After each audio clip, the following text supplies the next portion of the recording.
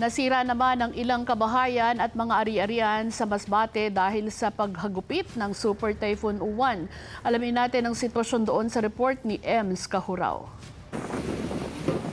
Muli na namang hinagupit ng malakas na bagyo ang probinsya ng Masbate. Alauna ng madaling araw nang magsimula ang malakas na hangin at ulan dala ng bagyong Uwan. Habang tumatagal ay lalong lumalakas ang hangin na naging dahilan ng pagkasira ng ilang kabahayan. May mga natanggal na bubong at mga dingding ng bahay. Nasa evacuation center naman ang ilang mga residente.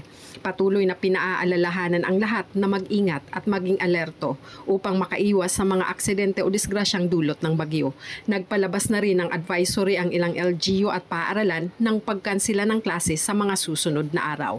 Mula sa Masbate, Ems Kahuraw para sa Net25 Special Coverage.